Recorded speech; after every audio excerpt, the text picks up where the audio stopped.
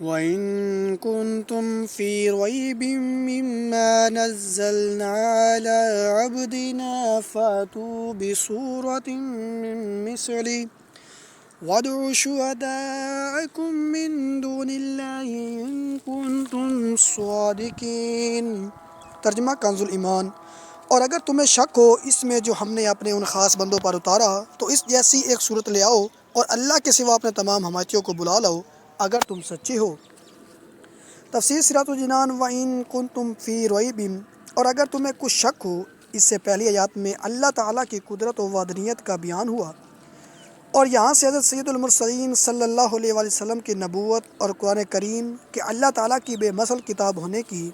وہ قاہر دلیل بیان فرمائی جا رہی ہے جو طالب صادق کو اطمینان بخشے اور منکروں کو عاجز کر دے۔ اللہ تعالیٰ کی عظمت کی سب سے بڑی دلیل محمد مصطفیٰ صلی اللہ علیہ وسلم ہے، اور محمد مصطفیٰ صلی اللہ علیہ وآلہ وسلم کی عظمت کی سب سے بڑی دلیل قرآن ہے۔ لہٰذا اس رکوع میں ترتیب سے اس سب کو بیان کیا گیا ہے۔ اللہ عبدنا، اپنے خاص بندوں پر۔ اس آیت میں خاص بندوں سے حضور پر نور صلی اللہ علیہ وسلم مراد ہیں۔ یہاں اس انداز تعبیر میں نبی رحمت صلی اللہ علیہ وسلم کی شان محبوبیت کی طرف بھی اشارہ ہے۔ اعلیٰ حضرت امام احمد رضا خان رحمۃ اللہ علیہ کیا خوب فرماتے ہیں، لیکن رضا نے ختم سخن اس پہ کر دیا، خالق کا بندہ خلق کا آقا کہوں تجھے۔ فَأْتُوا بِسُورَةٍ مِّن مِّثْلِهِ، تو تم اس جیسی ایک صورت بنا لو۔ آیت کے اس حصے اور اس کے بعد والی آیت میں قرآن کے بے مثل ہونے پر دو ٹوک الفاظ میں ایک کھلی دلیل دی جا رہی ہے کہ اپنی فصاحت و بلاغت پر ناز کرنے والے کو چیلنج ہے، اگر تم قرآن کو اللہ تعالیٰ کی کتاب نہیں بلکہ کسی انسان کی تصنیف سمجھتے ہو تو کیونکہ تم بھی انسان ہو، لہذا اس جیسی ایک صورت بنا کر لاؤ اور جو فصاحت و بلاغت،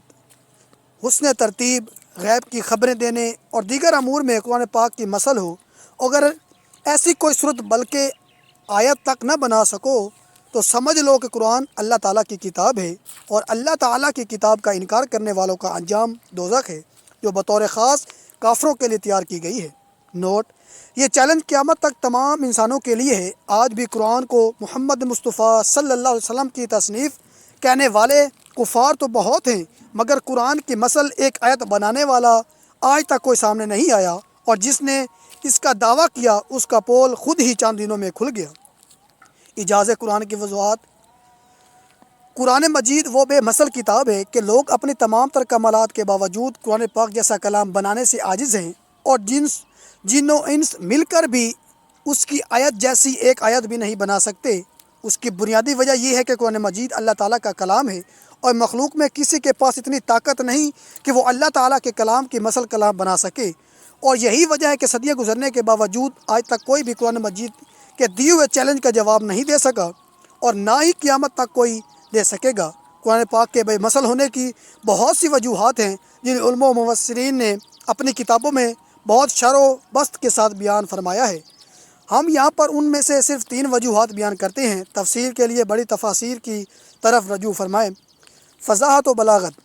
عرب کے لوگ فصاحت و بلاغت کے میدان کے شہ سوار تھے۔ ان کی صفوں میں بہت سے ایسے لوگ موجود تھے جو کہ بلاغت کے فن میں اعلیٰ ترین منصب رکھنے والے،